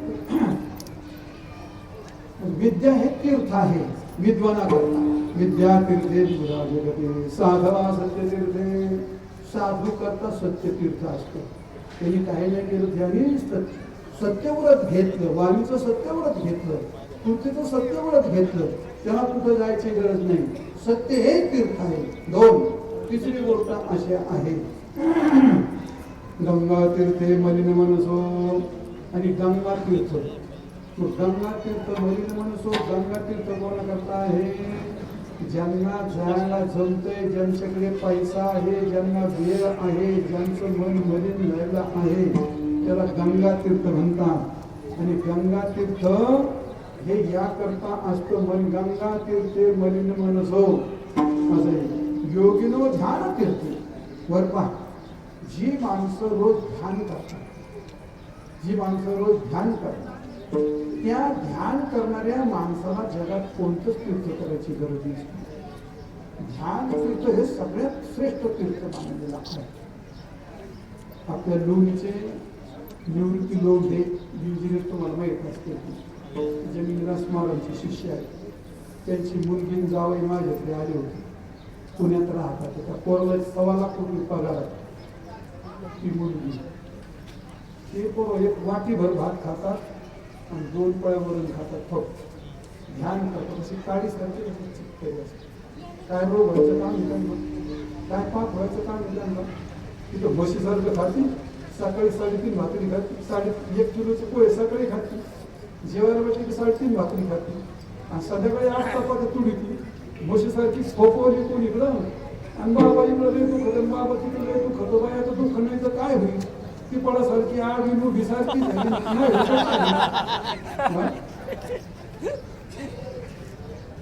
कमी खा, कमी खा, गरजेचं खा. असं ध्यान करणाऱ्या माणसाला जगात कोणतं तीर्थ करायची गरज किती सांगितलं का? 4. विद्यातीर्थ सांगितलं, सत्यतीर्थ सांगितलं, गंगा तीर्थ सांगितलं, ध्यान तीर्थ सांगितलं. आणि जे युद्ध करणारे ते तीर्थ करावं का सीमारक्षण करावं त्यांनी काय करावं? मग त्याच्याकरता सोय सांगितली. धारा तीर्थे धरणपतय. हा जे युद्ध करतात, जे युद्धात मरतात, जे युद्ध करता करता मरतात धारा तीर्थे धरणपतया. जे राजे आहेत, सैनिक आहेत, योद्धे आहेत, जे जर तिथं मेले त्यांना कोणतंही तीर्थ करायची गरज नाही. त्यांना अनायासा स्वर्ग असतो. धारा तीर्थे धरणपतया. अशा लोकांना युद्ध करणाऱ्यांना युद्ध हेच तीर्थ सांगितलेलं आहे. आणि जे श्रीमंत आहेत ना हे धबाड असतात. तुम्हाला सांगतो हे श्रीमंत हे काहीच नाही करीत. हे काहीच नाही करीत. नुसते येडक्यासारखे खाते तर मग आपले तिकडे पोसत येते. मग त्यांच्याकडे दान तीर्थे धनाट्य. आता आपल्यात नाही कोणी धन.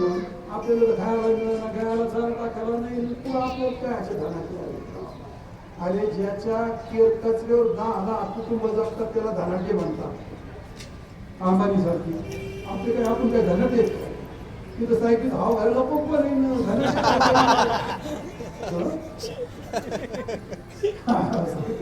धनाट्य का हे धनाट्य धनाट्य दान तीर्थ धनाट्य. मग जर त्याने दान केलं तर आपल्याकडे जायचो.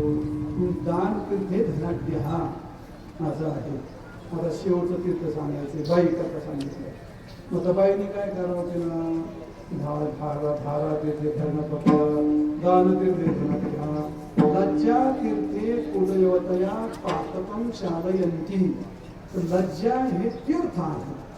आणि म्हणून बाई जितकं लाजेने वागते, अवयव झाकून राहते, जितकी ती या पद्धतीने राहते हे संतांचं म्हणणं आहे. हे शास्त्राचं म्हणणं आहे.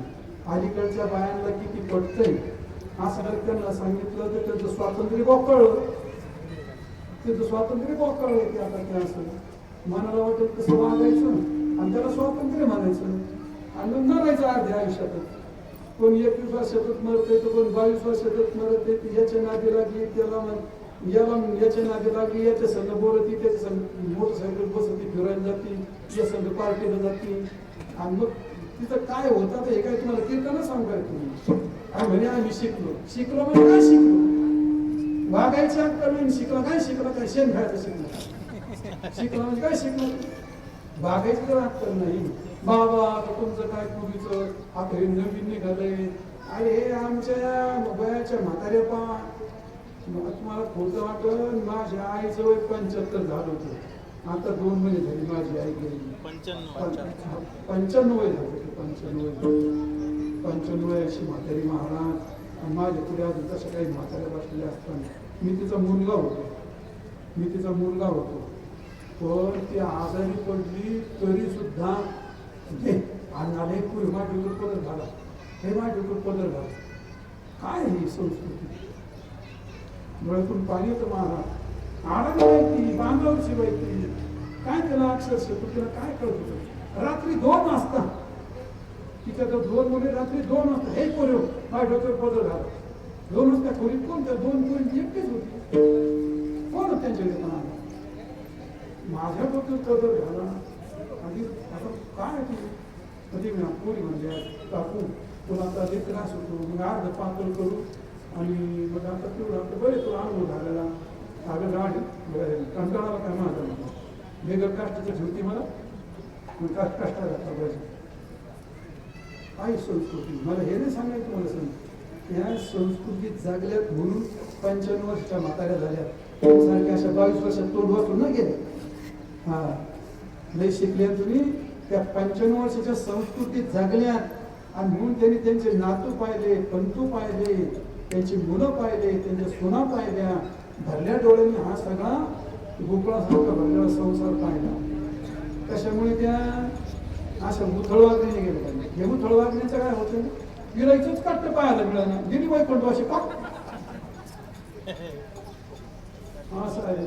ते कामं चालू होतं ते काय पेपर वाचत मी पेपर वाचतो पहिला मला पेपर तर टीव्हीचं लय राहत. पण आता असं पेपर वाचतो रोज 1.5 तास पेपर वाचतो. मोदी पंतप्रधान झाल्यापासून रोज कोणी मोदीला किती शिवाय दिला प्रश्न वाचत तुला काय करायचं कोणी किती शिवाय दिले बॉय असतो. पण आता सवय लागल्यावर काय करतात आपलं ते सांगावंच नाही आपलं काय झाकून ठेवा. असं आहे. कशाकडे सांगतो तुम्हाला लज्जा तीर्थे पुलयवतया काय शब्द आहेत मला जी कुलांवधू असते तिला लज्जा तीर्थ असते असं प्रकारे त्यांच्यावर मला म्हणतात ना तरी अवयव लपू कुळवधू जी कुलवधू असते ती अवयव लपूनच राहते. का लज्जा आहे बाईची लज्जा हे तिचं तीर्थ आहे. हा तिचा स्वभाव आहे महाराज. पिंपा हा तिचा स्वभाव किती शिकलेली असू द्या आता ज्यांना संस्कार त्यांची गोष्ट बघा किती शिकलेली असू द्या ती तिच्या संस्कारानेच राहणार असे का घरातले संस्कार. पण लज्जा हे तिचं प्रकृती आहे तिचं पिंड आहे. भगवंताने लज्जा हे तिला एक मोठं कवच देत आहे. लज्जा हे बाईला मोठं कवच देत आहे. माझा तो स्वभाव फार तापडला मला असे लोक घाबरते तुम्हाला सांगतो. महाराष्ट्रातले अख्खे महाराष्ट्र पण भीतीत महाराज बाकीची गोष्ट महाराष्ट्र पण घेणार मला माझा स्वभाव काय एक महाराज म्हणजे महाराज ती गोष्ट फार चांगली म्हणजे ती भगवंताने तुम्हाला सुरक्षा दिली. असं ती बाई काही ताकद आहे आश्रमात यायची ती जर तू त्या गेटमध्ये फिरलं तर मला असं बाय काय मार आतमध्ये याची काय ताकद. ती बाई एखादी तिला मूल हो 60 वर्षांनी आणि 60 वर्षांनी मूल झाल्यानंतर मग ती अशी नाऊ गोंडच पोळ करत नाऊ धुवू घालायची काजळ सगळं आंगडं ठोकळं गोंडच पोळ दिसते सगळं चांगलं असताना बाई त्या गावावर हे लाल टिपका पण होते काळा टिपका पण लावायची काय लावायचं काळा टिपका. अरे त्या मुलाची सुरक्षा आहे तो टिपका. या मुलाचे काय ते हा तोंड काळं दिसून येते म्हणती माझ्या बाळाचं तोंड काळं दिसू दे, पण याला कोणाची नजर लागली तर 15 दिवस अगोदरपर्यंत एखादी अशी नजर राहते बेका बाळ सगळं येतच नाही आयुष्यभर मला काही नजर ती बेकार. आणि म्हणून ती त्या मुलाची काय करते सुरक्षा, त्या मुलाची काय ती सुरक्षा. तसं भगवंताने मला स्वभाव दिला. हे अशा चुकला का फटकार नसता. हा तू विद्यार्थी आहे का, तू पुढारी आहे का, तू महाराज आहे, द्वेष नाही कोण, चुकला का फटकार नसता, काय भांडणच नाही. आणि ते कसं देशात ते फटके काय मला तुझं घेणं देणं, मला तुझा पैसा आहे नको, तुझं माय त्याच्या चोरी केली तुझं काय माझं बंद पडलं. नीट वाग, नीट राह, तुझ्या हिता करता सांगतोय मी काय तुझ्या तुमच्याला काय मला काय मिळवायचं काय. जाऊ द्या कशाकडे सांगतो तुम्हाला, जसं ती बाई मुलाची सुरक्षा करते, जसा भगवंतानी मला तापड स्वभाव गरम स्वभाव मला सुरक्षा आहे म्हणजे, त्यामुळे माझं जीवन आता काही 70 वर्षात माझं जीवन एकदम असं जशाला तसं राहिलं. सुरक्षा आहे का नाही, सुरक्षा आहे. मग तसं बाईला भगवंतानी हे कवच दिलं, हे सुरक्षा दिली. कोणती लज्जा, लज्जा हे मृत्यूचं तीर्थ आहे. लज्जा तीर्थे कुलयवतया सातकं शालेय. आता मला तुम्ही बरीच झाली असणारी, एकूण तात्पर्य सांगायचे असे तीर्थ असतात आणि त्या त्या तीर्थात ज्याने त्याने स्नान करायचं. कोण विद्यातीर्थ घ्या आपलं पाप निवृत्त करा, कोण सत्यतीर्थ घ्या आपलं पाप निवृत्त करा, कोण युद्ध तीर्थ घ्या, कोण दान तीर्थ घ्या, कोण लज्जा तीर्थ घ्या. आणि हे कोणाकडे नसेल तर गंगा तीर्थे मलिन मनसो असं. तीर्थम तीर्थम तीर्थम तीर्थम जंगमं मानसं जंगमं मानसं स्थावरं तीर्थम तीर्थम. असे 3 प्रकारचे तीर्थ असतात. पहिलं असतं जंगम तीर्थ, दुसरं असतं मानस तीर्थ आणि तिसरं असतं भौम तीर्थ किंवा स्थान तीर्थ. 3 प्रकारचे तीर्थ असतात. आता जरा लांब लचक भेटेल मला असं वाटतं. नंतर सांगेल तुम्हाला जबाबदारी. एक शब्द सांगतो. जंगम तीर्थ, जंगम तीर्थ ब्राह्मणा जंगमं तीर्थम निर्मलम निर्मलम सर्वकामिनां. आणि येषां वाक्य उदकेन शुद्धंती शुद्धंती मलिन मनसा. त्याला म्हणतात जंगम तीर्थ. साधू हे जंगम तीर्थ असतात. ब्राह्मण शब्दात ब्राह्मणच नाही घ्यायचं. ब्राह्मणा जंगम तीर्थम निर्मलम निर्मलम सर्व कामना. ज्याचे सर्व काम गेले असा कोणी साधू, कोणी संत, कोणी ब्राह्मण, ज्याचे पूर्ण विकार गेलेले आहेत असं तीर्थ असं म्हणतात. आणि येशाम वाक्य उदकेन, त्याच्या मुखातून आलेले वाक्य हे उदकच आहे. आणि त्या उदकाने स्नान जर केलं तर शुद्धंती मलिन मनसा, सगळे त्या वाक्याने शुद्ध होतात. असेला जंगम तीर्थ म्हणतात. आणि मानस तीर्थ हे 13 प्रकारचं मानस तीर्थ आहे. पण एवढं तुम्हाला सांगत नाही, फक्त ते श्लोकगीत म्हणायचे म्हणलं का वेळ जाणार आहे आणि मग तो लोक वाटतो. मानस तीर्थ शब्दाचा अर्थ आहे, मानस तीर्थ असे सत्यतीर्थम क्षमा तीर्थम सत्यतीर्थम क्षमा तीर्थम तीर्थम इंद्रिय निग्रह. इंद्रिय निग्रह हे तीर्थ असतं. सर्वभूतदया तीर्थम सर्वभूतदया तीर्थम तीर्थम संतोषमुच्यते. क्षमा क्षमा तीर्थम दमस्तीर्थम क्षमा तीर्थम दमस्तीर्थम संतोष तीर्थम उच्यते.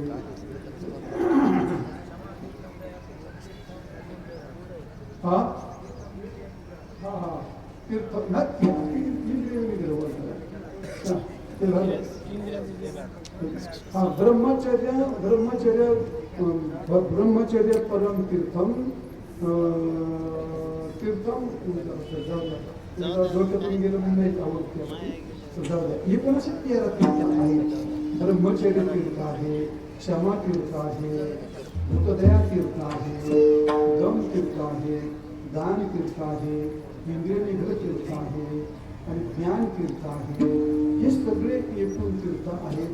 या तीर्थात कोण स्नान करायचं तेव्हा मानस तीर्थ असं म्हणतात. आणि भौम तीर्थ एखादा सरोवर, एखादी गंगा, आणि या सगळ्या तीर्थामध्ये स्नान केलं की माणसाची शुद्धी होते. नामदेव महाराज म्हणतात वाचे म्हणतात गंगा गंगा सकळ दोष जाय गंगा दृष्टी पडता ब्रह्मागिरी त्याशी नाही यमपुरी विठोबा.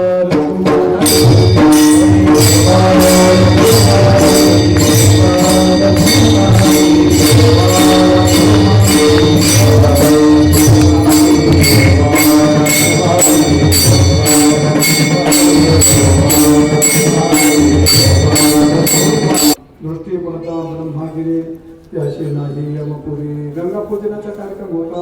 म्हणून तीर्थाचं महत्व सांगितलं. तीर्थ हे पाप निवृत्त करतं. माणसाचं पाप असतं आणि पाप निवर्तनीय आहे. प्रत्येकाने पाप होऊ नये. म्हणजे पाप होऊ नये ही जबाबदारी ज्याची त्यांनी स्वतः घेतली पाहिजे. आणि झाल्या पापाची निवृत्ती करता ज्ञानेश्वरीचं पारायण करा, हरिपाठ करा, देवदर्शन करा, तीर्थयात्रा करा, परोपकार करा, दान धर्म करा, इंद्रियांचा निग्रह करा. पापाच्या निवृत्ती करता रोज काहीतरी करा. तुम्ही खूप करताय. तुम्ही गायीची सेवा करताय म्हणजे तुम्ही खूप चांगलं काम करताय. त्यात तुमचा अनेक पाप निवृत्त होतो. निर्वाण होते. गोसेवा हे फार मोठे स्वतंत्र विषय आहे. आणि म्हणून आजचा हा कार्यक्रम गंगा पूजनाचा कार्यक्रम होता. आणि म्हणून थोडंसं तीर्थाचं महत्त्व सांगितलं, पाप निवृत्तीचं साधन सांगितलं. असो हरिभक्तपरायण आमचे संदीप महाराज गवांदे, त्याचप्रमाणे हरिभक्तपरायण किरण महाराज